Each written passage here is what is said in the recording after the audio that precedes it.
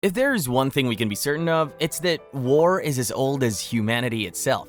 But what was it like in times past? The Stone Age. Since there weren't that many humans around in the Stone Age, which is, by the way, the earliest period of human existence, it was assumed that there was no such thing as war in the Stone Age. But this isn't true.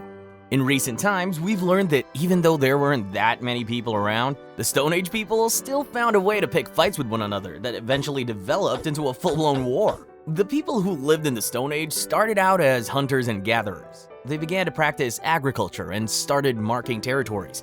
They also started making somewhat sophisticated stone tools like axes and arrows, and let me just say, if the tool is sharp enough to fell a tree, you get the point. As soon as they settled down and started living sedentary lives, the Stone Age people started really getting into the whole war thing. The first step was carrying out massacres. In Kenya, remains of Stone Age people from 10,000 years ago showed evidence of a massacre. Their hands were bound and they had arrow wounds. Similar sites have been found in present-day Germany, France, and Croatia. It was only a matter of time before these massacres turned into a full-blown war. Somewhere in northern Spain, 90 complete skeletons, over 200 partial skeletons, and thousands of seemingly isolated bones were found. At first, they assumed it was yet another massacre, but when they took a closer look, they found that the majority of the bones belonged to men who were most likely warriors. The bones also showed signs of injury, some healed and some fresh, which proves that the fighting had been going on for quite a while. A large collection of weapons was found at the site. The weapons included blades, arrowheads, and axes, all of which were made of stone. I mean, it is called the Stone Ages for a reason. As far as defense mechanisms go, the people who lived in Jericho were among the first to crack the code. They built walls around their city to keep intruders out. The Bronze Age. In the period just before the Bronze Age, copper and wood were being used alongside stone to make weapons. But the discovery of bronze changed everything. In the Bronze Age, people had begun to live in large-scale societies like empires and kingdoms. They were also more organized and literate, which is great because they started documenting stuff. The Bronze Age was when all things war really started to go crazy. War was transformed from a bunch of different tribes clashing over things like land and basic resources to professional armies employing battle tactics and using new tools to fight for the expansion of different empires. You see, the rulers back then were really big on expanding their empires and potentially taking over the world, or at least region. So about those new tools. Axes, battle spears, and daggers were still in use, but there were a few new additions like swords. A few swords might have been in existence before the Bronze Age, but it was in this time period that they became popular. Stone is brittle, so it didn't really work for sword production. Another thing that gained massive popularity is armor. Sure, people were already making armor in the Stone Age, but bronze was much lighter and more durable. Wheels were also invented, and chariots followed shortly after. Prominent Bronze Age kingdoms included Sumer and Babylonia in Mesopotamia, and Athens in ancient Greece. And let's just say they did a lot of the fighting. The Sumerians were so invested in warfare that they made artworks showing military campaigns. One of such works is an artifact called the Standard of Ur, the Iron Age. When the Iron Age officially began, people had realized that while bronze was great, it wasn't readily available. So they had found an alternative, and that alternative was iron. It didn't take long before iron became the major component used in manufacturing weapons, because, of course, wars were still very much a thing. In the Iron Age, people somehow came to the conclusion that defense is the best offense. Or maybe they just got sick of people invading their settlements. Whichever the case, they began to inhabit hill forts. The forts were surrounded by walls and ditches, and the men and boys trained continuously so they would be prepared for any attacks. This era saw a lot more people being trained in the art of war, and evidence suggests that soldiers were well respected. In some locations, stone statues of armed men and artworks of marching troops have been found. War in the Iron Age was not so different from the Bronze Age in terms of what they were fighting for.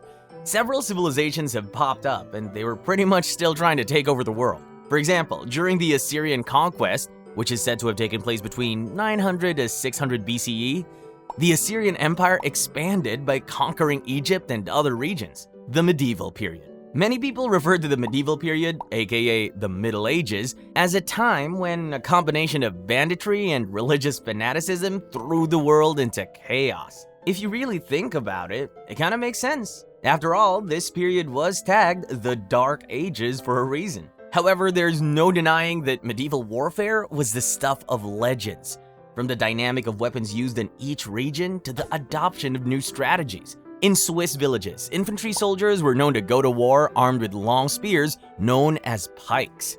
Elsewhere, the Byzantine Empire had turned to a more potent weapon, Greek fire. Greek fire was a chemical weapon designed to start fires that some sources say couldn't be put out using water. Greek fire was so potent that flaming arrows and fire pots became a thing. In this era, it wasn't uncommon to see continuous raiding and harassment being used as a war strategy. Set-piece battles were also quite popular, but things really went crazy when siege warfare entered the picture. In the Middle Ages, nearly everyone had something to fight for. The Arabs set out to conquer the world, and the other kingdoms just weren't having it. Of course, the Arabs were not the only ones working towards world domination. The Mongols were doing the exact same thing. In Europe, the Vikings were doing their thing, and elsewhere, an early Turkish group called the Seljuks were busy raiding empires, such as the Byzantine Empire. Needless to say, it was a very chaotic time.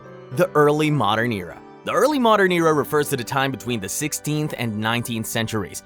It was in this era that gunpowder changed everything. Technically speaking, gunpowder was actually developed in the Middle Ages as one of the 4 great inventions of China.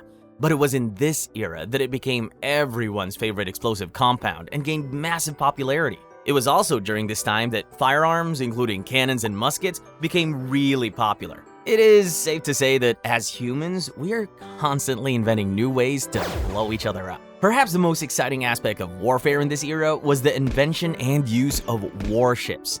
Remember those cannons I talked about? Yeah, they were often mounted on warships. In some cases, 2 columns of opposing ships would battle it out until the one with firepower emerged victorious. The wars of the early modern era include the European Wars of Religion between 1520s to 1640s that disrupted the religious and political order of the Roman Catholic or Christendom at large, and the Franco-Spanish War that spanned from 1635 to 1659. Even Africa got its own fair share of the war during Adol's conquest of Ethiopia and the involvement of the Ottomans, Mamluks, and the Portuguese. The Asians were not left out either by the ravaging wars that erupted in this era. In almost every region, there was a reason for war to break out, whether it be religion or the transition from one rule state to another. It's safe to say that everybody probably slept with one eye open during this era because everywhere you turned, there was a war going on. Modern era. Like many other time periods, historians have been unable to agree on when exactly the modern era began.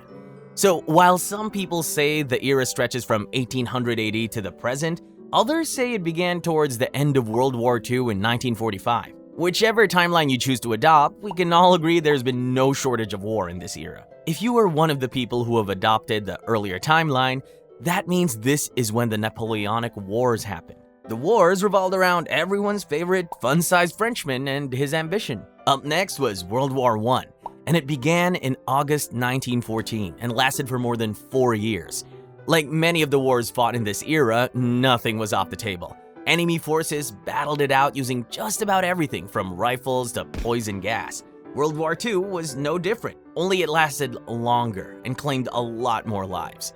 In the modern era, war machinery has evolved and become, well, deadlier. Gunpowder, archery equipment, and old cannons have been replaced with torpedoes, machine guns, war tanks, aircrafts, drones, and other scary stuff. And if all that is not enough to keep you up at night, you also have biological warfare, which is the use of organisms, pathogens, or even toxins in battle, and chemical warfare, which is the weaponization of dangerous chemicals to worry about. Speaking of being kept up at night, you may not have been around when the world wars were ravaging Earth, but what's to say World War III isn't around the corner? That's it for today, and see you in the next one.